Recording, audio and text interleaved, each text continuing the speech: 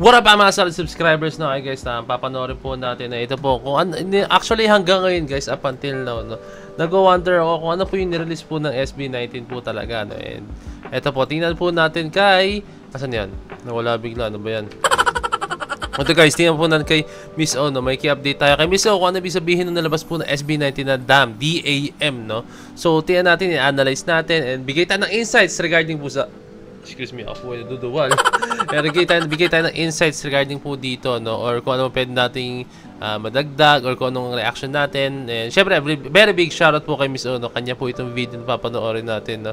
So, yan, all credits po sa kanya. And subscribe kayo kay Miss O. Napaka-solid yan. Pag siya po ay nag-release ng mga video talagang solid, napaka-speed talaga. Like, kunyari, magkaroon po ng update sa SB19, talagang meron agad yan si Miss O, no? Solid yan. Okay, guys. Panoorin naman po. Ano to? Wait lang. Okay, guys. Panoorin naman natin to. Nakabulol na ako. Let's go. SB19 reveals single title DAM for simula at wakas. The meaning is deeper than you think. Hey. Papasakitin naman ng mahalimang ulo natin.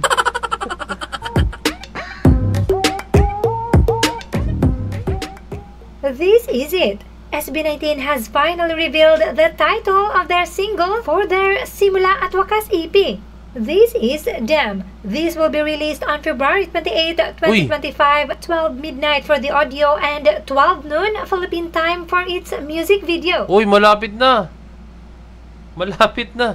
12 noon. Ito ang mahirap, no? 12 noon, no? Meron tayong pasok niyan, pero tara, subukan nating gawa ng paraan, no? Takas tayo sa work. Para magawa na agad na reaction video, no? Pero solid guys, sa 28 na pala, no?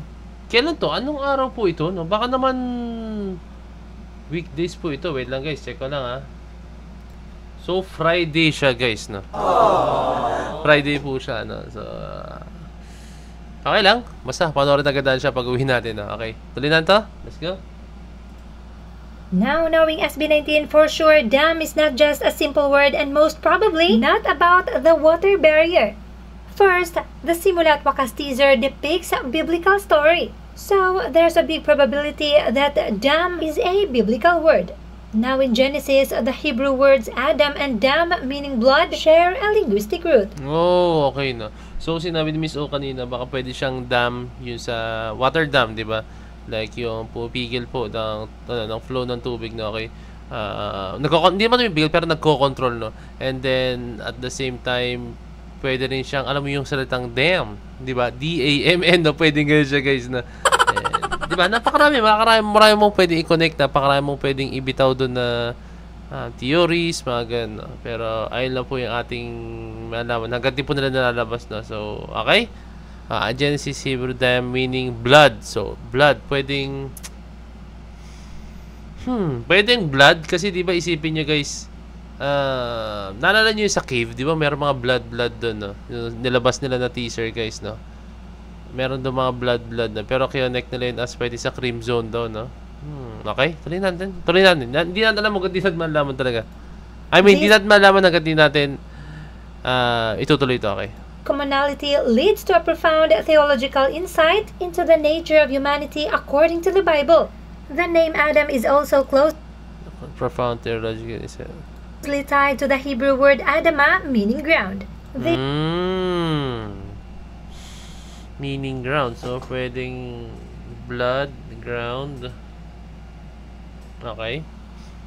This connection is evident in Genesis 2:7, where God forms the first human Adam from the Adama. Therefore, Adam signifies humanity's earthly origin. Okay. Where God forms the first human Adam from the Adama, therefore Adam signifies humanity's earthly origin. On the other hand, Dam, blood. Adama, therefore Adam signifies humanity's earthly origin, and Dam, blood. No? So, kumbaga, may dugo na nanalaitay kay Adam, no? So, blood. Siyempre, lahat naman tayo may dugo, no? Let's go. Medyo masakit ulo ko sa inyo SB19, ha? On the other hand, Dam, blood, represents life. So, Dam could mean blood, life. So, Dam could mean blood or ground from the word Adama. What do you think? Comment. Dam, blood, Adama. Dam is equals to blood, Adama ground. So may blood on the ground, parang ganon, or they stay grounded despite ng mga success nila. Napakarami. Sumasakit ulo ko guys, na-stress na naman ako. So ito yung SB19 effect guys. Like i-challenge nila kayo, bibigyan nila kayo ng mga ganitong klaseng bagay, no.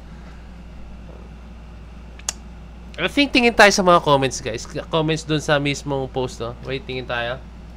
Okay guys, no, nandito tayo sa comments po or mismo sa post po ng SB19 po sa page nila, no.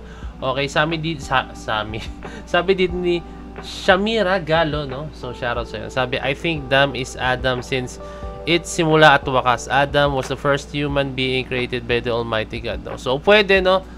Siya yung pinakaunang kinreate, no. So parang simula nga, 'di ba, no. So Dam for Adam, no. Medyo kumo-connect siya sa sinabi ni Miss O kanina, no. So tara, tingin pa tayo. Okay din to guys, no. Yung theory ni De La Cruz, Matt, no.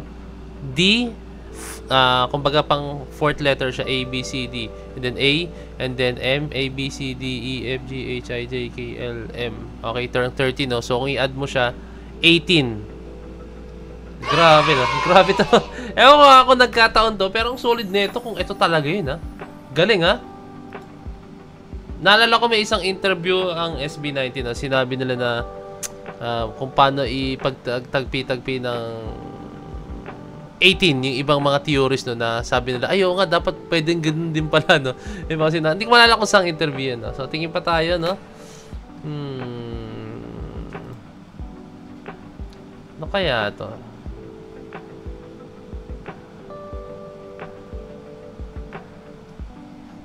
Wait lang, ha. Okay, may sinabi po dito si Sheila Sarsale. Ano sinabi niya dito? Kapag binaligtad, pwede, ah. Pwede. Kay Will.im, no. Shoutout po sa iyo, no. Kanya po itong natin, no. Pag binaligtad, ang title art ay magiging wave. We're getting alon or laon. Okay. Wave. Okay, pwede, no. So, ito ang explanation niya dito, no.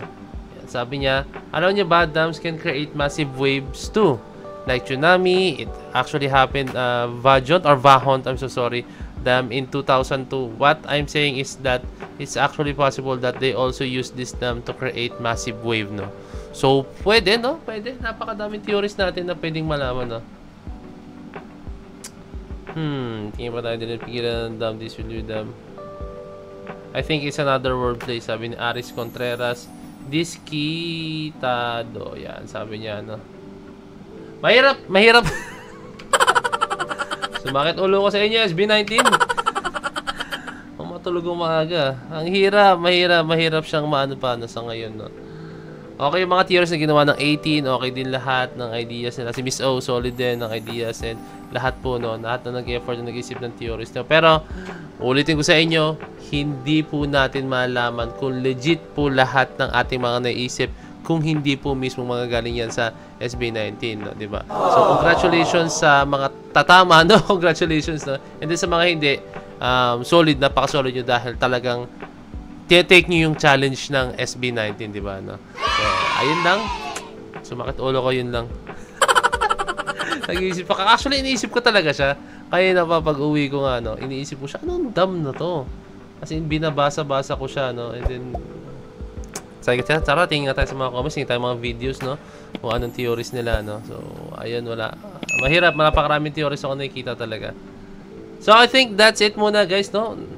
Malaman natin yan, I think, kung may lalabas na po mga, talagang video, ilalabas po talaga SB19 na video or teaser or picture, mga clues, no? Mga gana. So, ayun, guys, maraming salamat. So, this is Point of Signing out. Peace. That's G.